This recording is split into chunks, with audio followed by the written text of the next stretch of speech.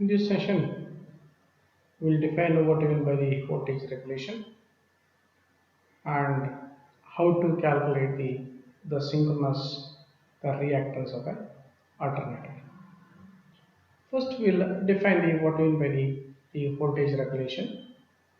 The voltage regulation of an alternator is defined as the change in the terminal voltage from no load to full load. At the same time, the speed and the field excitation being a constant, and it is expressed with reference to the full load voltage. That is the difference between, suppose there is an alternator, then when the load is put on the alternator, there is a change in the voltage from no load to full load. That change in the voltage, how much there is a deviation of the voltage from no load to full load, then it is measured with reference to the full load voltage. That what we are calling is the voltage regulation of an alternator.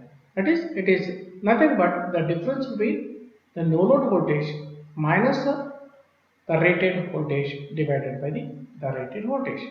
That is the voltage regulation. The numerically or mathematically it is defined as it is excitation voltage minus terminal voltage and is expressed in terms of a terminal voltage.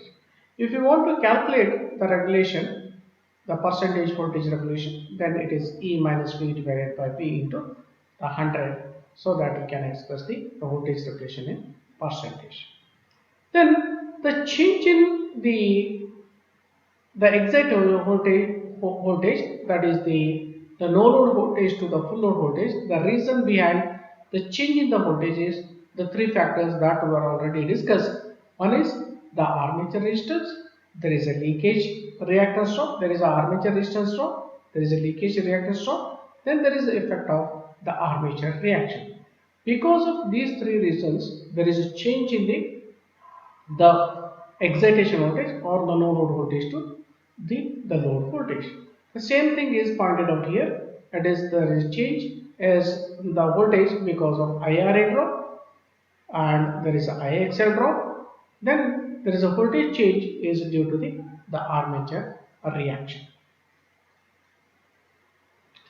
Then the next part is how to determine the synchronous reactance of a machine, because that is we know that the armature resistance can be measured by the one of the method, that is can calculate using the DC method, finding applying a small DC voltage across the one phase of the alternator and note down the voltage and the current. Then you can find out the resistance. Then you can DC resistance can be converted into a AC resistance by multiplying, that is 1.6. That is one of the method of finding out the RA. Therefore, you can find out IRA drop. If you know the load voltage, that is rated, that is a load current, and you have got RA, then IRA drop can be calculated. Then the second effect is the leakage reactance, that is IXL drop, and there is a combination of, there is an armature reaction. It is treated as the one of the reactance drop, that is modeled as XA. XA is armature reactance. It is armature reactance, that is it is taken care of the armature reaction. If you are modeling, if we are combining XA and XL, then it is becomes XS. Therefore, if you are combining XA and XL, then it is become XS. Then if you are adding to the V, that is IRA drop and IXS drop, what you are getting is the value of E, that is a generated voltage. That is our main object is to find out the value of E, because we know the terminal voltage, we know that is a voltage available across the load by measuring using the voltmeter, and we know what is the load current, we know what is the nature of the power factor we are connecting to the alternator. Then if you know the value of RA, then if you know the value of XS, then you can find out what is the value of E. Once we know the value of E, then you can calculate the percentage regulation as E minus V. To calculate the internal voltage of a a generator, we need a synchronous reactance. Therefore, here my aim is to find out the value of a synchronous reactance. Then here for determination of synchronous reactance, then what I am considering here is with the assumption of a linear magnetic circuit. That is, as such you are not considering here saturation part. The circuit model per phase of a synchronous machine is shown in figure. We know that the synchronous generator is represented by RA and XS. The voltage across the load is the V, that is a terminal voltage V. Then the current which is applying to the load is I, or it is also called as armature current IA. Then E is the generated voltage E in the armature of the alternator. We know that this E and V is not same because there are three effects I told you. One is IR drop. There is a combination of XL and XS, that is armature reaction and the leakage reactance drop is taken care by the equivalent reactance, that is XS. So that my aim is to find out the difference between E and V. To find out the difference between E and V, but I know the value of V because I am connecting a voltmeter here, I am measuring the voltage V, that is across the terminals. Then I can measure the value of RA by some of the VI method. Then to find out XS, this particular the setup is we are making here. That is, my aim is to add IRA drop and IXS drop to V so that I can get the E. This is circuit model of a synchronous machine. Then for the basic equation which is relating the terminal voltage and the no load voltage E is, that is, we know that E we are getting if we are adding these two drop to V, so that I am getting the value of E. Therefore, that is E is equal to V plus it is IA ZS. That is ZS nothing but it is a combination of resistance or reactance of an alternator. Therefore, now you can think of, suppose I am short circuiting the terminals of the alternator. I am short circuiting the terminals of the alternator. What are the conditions prevailing when we are short circuiting the alternator? That is, what happens there? If we are short circuiting, the armature current IA is become IASC because short circuit current, because you are shorting the terminals here. Then, if you are shorting these two terminals, the voltage V is becomes 0 because when there is a short circuit, the voltage is becomes 0, the current is become a maximum. Therefore, when if you are short circuiting, V is become 0 and IA is become ISC. You can see here, that is I am shorting here, these two terminals I am shorting here. Therefore, what happens? V is become 0 and IA is become ISC. IA is become ISC. These are the conditions. Suppose if you are putting these two conditions in this particular equation, the same equation, what you have derived for the alternator, that is E is equal to V plus IRA. When if you are short circuiting, what is the equation? How will the equation will change? That is V is become 0, the IA is replaced by ISC. IA is replaced by ISC because we are short circuited. Therefore, we can find out the value of ZS. ZS, how we are getting? It is nothing but the internal voltage or the no load voltage divided by short circuit current, E divided by ISC. The ZS is called as the synchronous impedance. It is called as synchronous impedance. Therefore, just then how to find out E experimentally? How to find out E experimentally? The experiment is very simple. I am running the machine to its rated speed. Then I am increasing the field current, keeping the open. Just I will demonstrate here. I will come back to this equation is in the later part. Okay. Now what I am doing here is I am running the machine to its synchronous speed. Then the terminals of the alternator is kept open. Kept open means it is operating under no load condition. Then I am passing the field current such a way that the voltage available across the terminals of the alternator is E is equal to VOC. That is, for a field current IF, then the voltage which is available across the terminals of the alternator under no load condition, it is called as E. Just you have to put a 1 voltmeter here and you can find out what is the value of E when the alternator terminals are open. That what we are getting is the internal voltage, because E is equal to VOC, because as if there is no drop, because no current will flow, because it is under no load condition. You are not connecting any load, therefore current is not flowing in the RA or excess, therefore there is no drop. Now whatever generated voltage E is here, that the same voltage is available across the terminals. So that for one particular field current, we have got the open circuit voltage, that is what I am calling is VOC. In the previous case I did, that is for the same field current, I am shorting, then I am measuring the what is the value of the short circuit current. This gives open circuit voltage, keeping the terminals open. What I am getting is the voltage is VOC. For the same field current, when I am shorting, the current what I am getting is ISC. That is open circuit voltage divided by short circuit current, that gives the impedance of the circuit. You can see here, that is why I am written here, that is E is equal to VOC. Then ZS, that is were defined already here. ZS is equal to E divided by ISC, because I am shorting, so that I am establishing a formula for ZS. ZS is equal to E by ISC.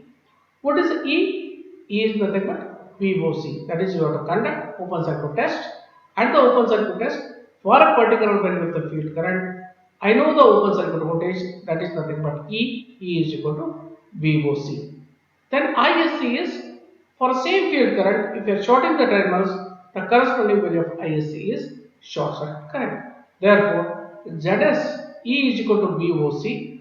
Therefore, our ZS, that is synchronous impedance, can be defined as VOC divided by ISC for the same value of the field current. For the same value of the field current. That is quite evident. That is simple experiment.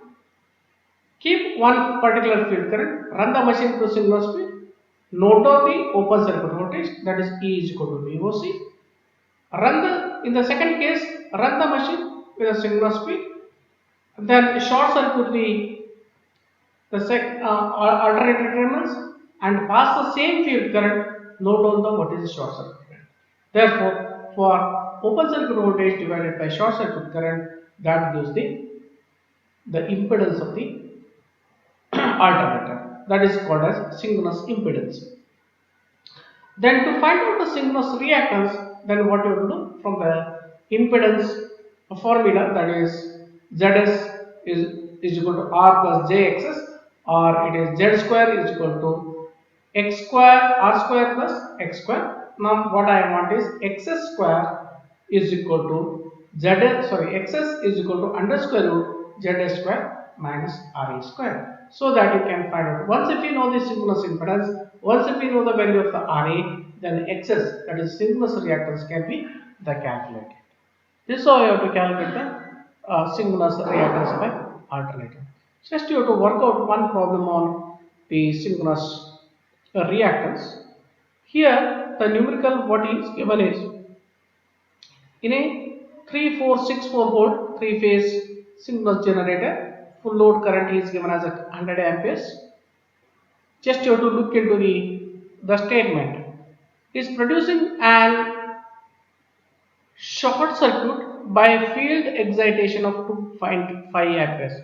For 2.5 amperes of the field current, an EMF 866 volt is producing on open circuit. Means what is given is 866 is the open circuit voltage. 866 is the open circuit voltage. Then what he is telling is a 3-phase synchronous generator, a full load current of 100. Full load current is 100 amperes is produced on short circuit. That is the 100 amperes which is equal to the rated current, which is circulating under short circuit current with a field excitation of 2.5 amperes. Means ISC is 100 amperes. For same 2.5 amperes under open circuit test, the voltage which is generated is 866. Then what he asks is you have to find out the what is the internal voltage when it is a unity power factor load connected, 0.71 power factor lagging is connected, 0.8 power factor is leading load is connected. Then at what load it is when it is delivering a current of 100 amperes. Just you have to list out the data given, that is whatever this 3464, that is 3464 volt is given, it is nothing but a terminal voltage. It is a terminal voltage. He is not mentioned anything about this, means we take this as a line voltage. That you have to convert into the phase voltage by dividing root 3. Then the armature current at 100 amperes is asked you to calculate the load, therefore your IA will be, that is per phase value of IA will be, that is 100 amperes. Per phase value of the terminal voltage is 3464 divided by root 3, that you have to take. Then 866 volts is the open circuit voltage, that also you treat this as a line voltage, convert that into a phase value by dividing root 3, you are getting a open circuit voltage per phase. Simple, just I am looking here. Then if you are making, that is open circuit voltage as open circuit voltage is what is given is POC is given as 500, that is 866 volts. That is what you have to calculate is this VOC should be per phase value. Therefore, what you have to do is 866 divided by root 3 you have to make it. So that what you are getting here is the 500 volts. The VOC what you are getting is the 500 volts.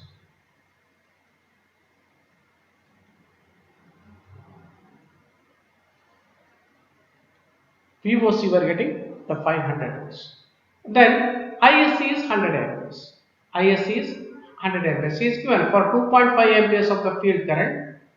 For 2.5 amperes of the field current, open circuit voltage is 8666. That you convert to per phase value. What we are getting is a 500, and the short circuit current is 100 amperes. That is VOC by ISC. Then what you are getting here is VOC by ISC, what we are getting is the 5 amperes is the synchronous impedance. The per phase value VP we are getting 2000 volt. How we are getting? That is 3464 divided by root 3, you are getting the 2000 volts. Then the per phase value at the full load of 100 amperes, he asked you to calculate what is the value of the E for the different load conditions.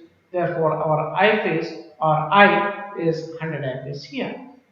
Therefore, so what is the formula you are using? The formula you are using is E is equal to V an angle of 0 degree plus I an angle of plus or minus 5 RA plus JXS.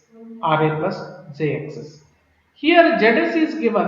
ZS is you are calculated, that is 500 divided by 100, 5 ohm. Then we know the value of, what is the value of RA is 0.8 ohm. Then find out XS. We are getting XS. We have got a RA, then you have to substitute in this, then for different power factor we are getting a voltage. That is E per phase, when if you are connecting unity power factor, in that case 5 you can take 0 and I is 100 amperes, V as 2000, RA is 0.8 ohm, XS you are getting from 5 square minus 0.8 square under square root, that is you are getting around 3.4. Then if you are putting XS to 3.4, then what I am getting is E per phase when it is a unity power factor is 2138. Similarly, when it is the lagging power factor, find out the value of the 5, that is a cos inverse of 0.71. The whatever value of the 5 we are getting, that you have to substitute here with the minus sign because it is a lagging. Second case is a lagging. Then we find out the value of